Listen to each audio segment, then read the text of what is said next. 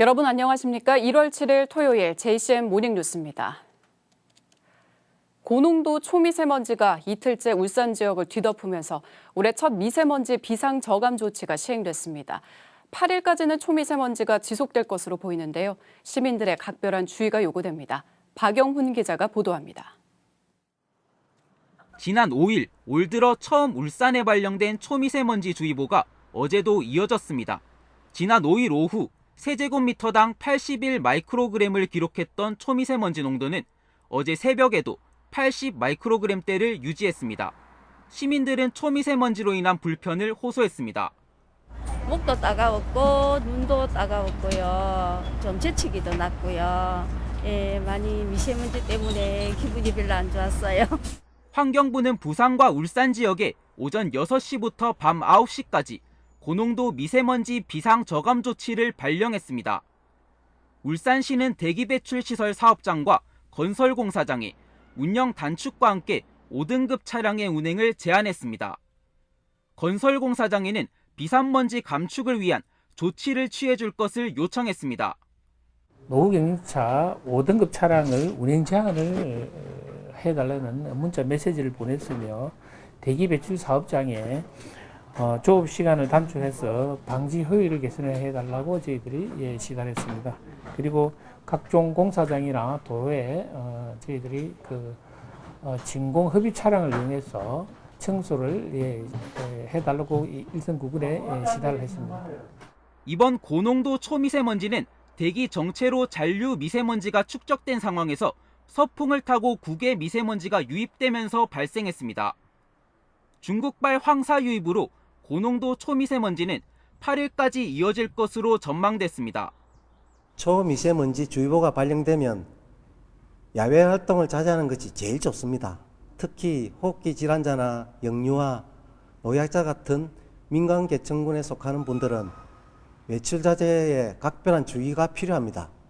울산시 보건환경연구원은 외출을 자제하고 외출 시에는 KF94 등 보건용 마스크를 착용해 줄 것을 당부했습니다. JCN 뉴스 박영훈입니다. 지난 연말부터 북구 동천과 논 일대에서 천연기념물이자 멸종위기 야생생물 2급인 노랑부리 저어새와 제두루미가 찾아와 모기 활동을 하는 것이 확인됐습니다. 생태도시 울산이라는 이름에 걸맞게 점차 다양한 희귀종들이 울산을 찾고 있습니다. 심은홍 기자가 보도합니다.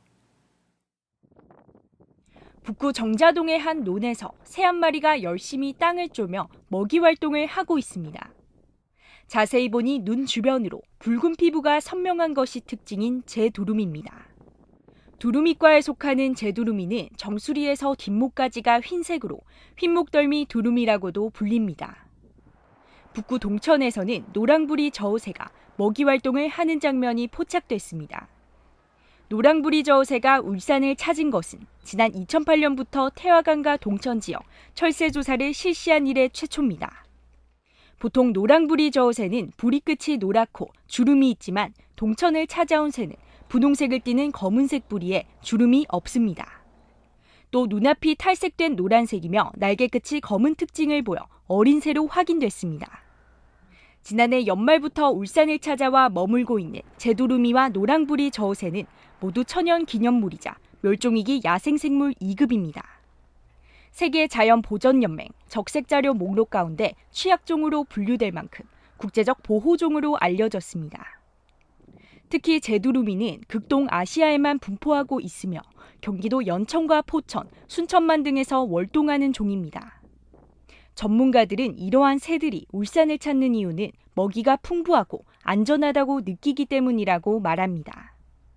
울산의 하천과 들판이 먹이들이 많고 또 생활하기에 안정적이다 생각하기 때문에 이런 새들이 왔고 또 이 활동하는데 시민들이 방임하지 않으면 월동하고 갈 것으로 생각되어집니다. 울산시는 지난 2008년부터 태화강과 동천 등지에서 겨울철새를 지속적으로 관찰하고 있습니다. 지난 2021년 5월에는 태화강과 울산만이 동해안 최초로 국제철새 이동경로 사이트에 등재되기도 했습니다. 희귀 철새들이 찾아오고 머물다 가는 울산. 생태도시 울산의 이름을 굳혀가고 있습니다. JCN 뉴스 심은홍입니다. 울주군이 올해부터 영남알프스 완등 인증 사업을 문복산을 제외한 8봉으로 변경한다고 밝혔습니다. 울주군은 그동안 문복산은 산불 조심 기간 전후로 등산객이 한꺼번에 몰리는 등 안전사고와 인근 주민들의 생활권 침해 우려가 지속적으로 제기돼 왔고 올해 들어 지난 1일부터 5일까지 문복산 완등자 수만 4,800여 명으로 나머지 8개 산 평균 완등자 수의 4배가 넘는다고 설명했습니다. 이에 올해부터는 문복산을 영남알프스 완등 인증 사업에서 완전히 제외하고 기존 9봉에서 8봉으로 변경한다며 등산객들의 이해와 협조를 부탁했습니다. 울주군이 올해 시행되는 고향사랑 기부제 기부자에게 제공할 답례품 공급 업체들과 협약식을 가졌습니다. 울주군의 답례품 공급 업체로 선정된 곳은 울산 원예농협과 옛간, 울산 외고산 옹기마을 등 10곳으로 답례품은 황우쌀과 한우, 배빵 등입니다. 울주군과 공급업체들은 엄격한 품질과 유통 기준을 적용해 기부자들에게 답례품을 제공하겠다고 밝혔습니다. 울산 세관은 오는 9일부터 27일까지 3주 동안 설 명절 특별 지원 기간을 운영합니다.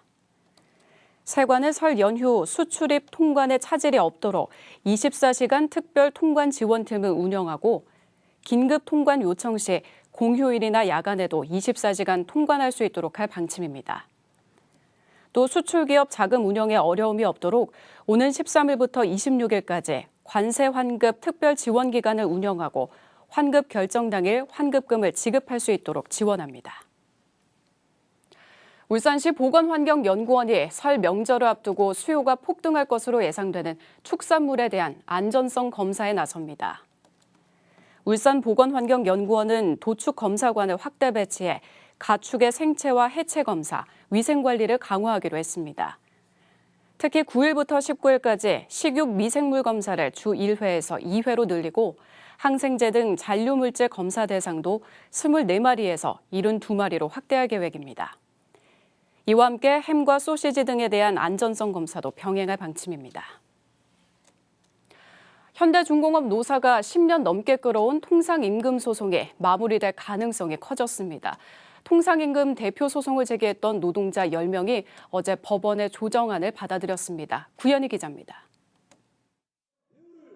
지난 2012년 현대중공업 노동자 10명이 회사를 상대로 제기한 통상임금 대표 소송. 재판의 쟁점은 명절 상여금을 포함한 상여금 전부를 통상임금으로 인정할 수 있느냐였습니다. 1심은 전체 상여금을 통상임금으로 인정했지만 2심은 명절 상여금이 특정 시점에 재직 중인 노동자에게만 지급된다며 통상임금으로 보지 않았습니다. 하지만 지난 2021년 대법원은 회사 측의 손을 들어준 원심을 파기하고 노동자 승소 취지로 사건을 부산고등법원으로 돌려보냈습니다. 그리고 지난 3일 부산고등법원은 통상임금 소송에 대해 조정 결정안을 내놨습니다. 노조와 사측이 모두 이 조정안을 받아들이면 소송은 마무리되는데 일단 노동자 측 대표 소송자 10명이 법원 조정안을 받아들였습니다. 이제 남은 건 재직자들과 사측의 수용 여부. 노사 모두 오는 16일까지 조정안 수용 여부를 법원에 알려줘야 하는데 노조는 오는 9일 임시 대의원 대회를 열어 수용 여부를 결정할 예정입니다. 노사 양측이 조정안을 수용하면 4월부터 재직자와 퇴직자 등 3만 5천여 명에게 미지급됐던 임금이 지급되고 10년 넘게 끌어온 통상임금 소송도 마침표를 찍게 됩니다. JCN 뉴스 구현입니다. 남구청이 청년 창업가에게 임차료와 컨설팅 등을 지원하기 위해 지난해 실시한 청년 창업 점포 지원 사업에 청년 창업 활성화에 기여했다고 밝혔습니다. 남구청은 지난해 청년 예비 창업가 10명을 선정해 시설 개선비와 임차료 50%를 지원하고 전문가들의 컨설팅을 받도록 주선했습니다. 이 사업으로 일부 청년 창업가는 빠른 정착과 함께 사업장을 확장했으며 전시 박람회와 백화점 팝업 스토어에 입점하는 등 청년 일자리를 창출하는 데 기여했습니다. 울주군은 어제 군청 문수홀에서 겨울방학 대학생 아르바이트 발대식을 열었습니다. 대학생 40여 명은 다음 달 4일까지 울주군청과 읍면 행정복지센터 등에서 근무하게 됩니다. 울주군 대학생 아르바이트 사업은 지역 대학생들에게 다양한 군정 업무 체험과 학비 마련을 지원하기 위해 운영되고 있습니다. 뉴스 포커스 시간입니다. 오늘은 환경부의 지역 맞춤형 통합 하천 사업에 선정돼 대변신이 예상되는 여천천에 대해서 살펴봤습니다.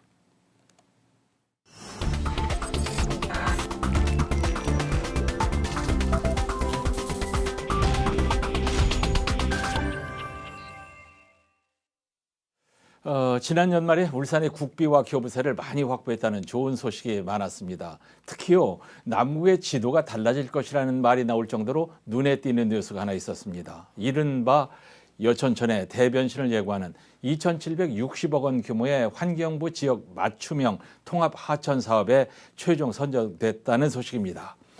이게 어느 정도냐면 10년간 2,700억 원의 사업비를 투입하는 대규모 사업이라 아주 큰 기대가 되는데 김잠출 기자한테 자세한 내용 물어보겠습니다. 김 기자, 네. 남구의 지도가 다질 것이라고 하는데 대상지가 여천천이란 말이에요. 그 정도로 큰 사업입니까? 맞습니다.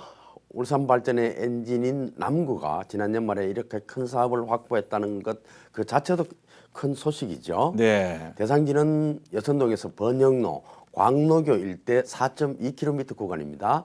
남구는 여기에 삼산 여천 매립장 일원에다가 숲의 바다를 조성하고 태화강과 장성포항을 연계하는 25km 관광 문화벨트를 구축할 계획입니다. 예.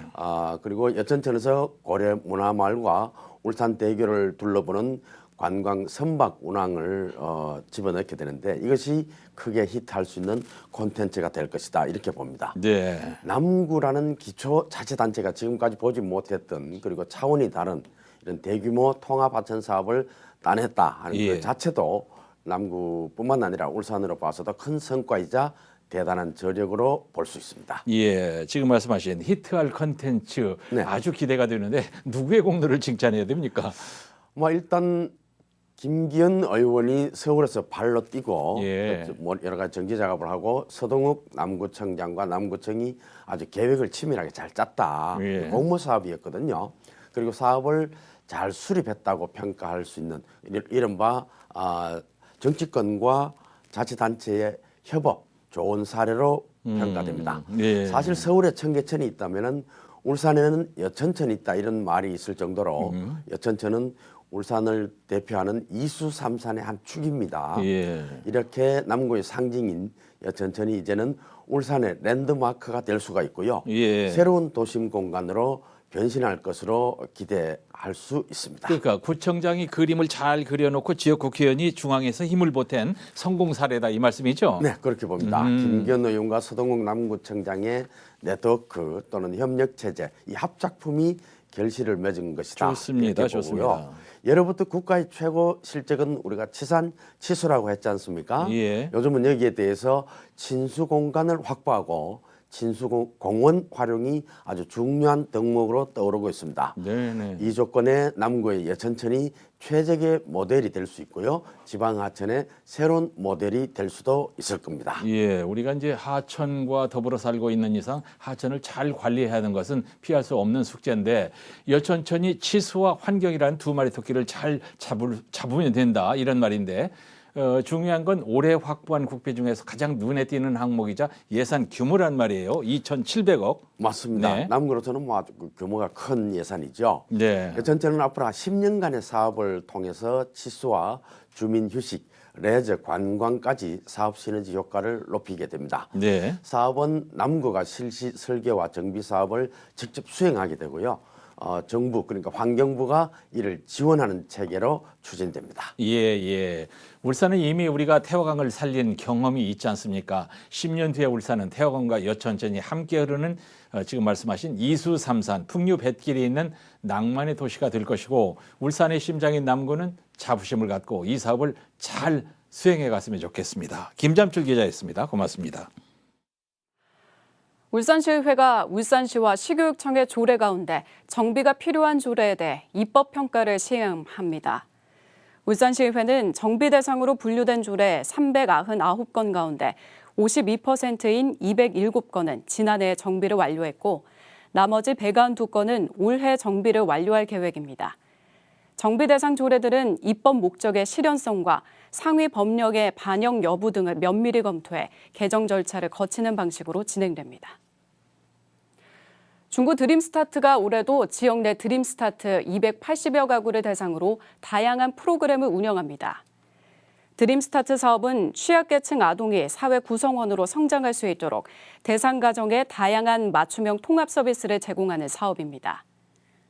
중구청은 올해 가족 영화 관람과 방문 학습지 지원 등 4대 분야 46개의 드림스타트 프로그램을 추진할 예정입니다.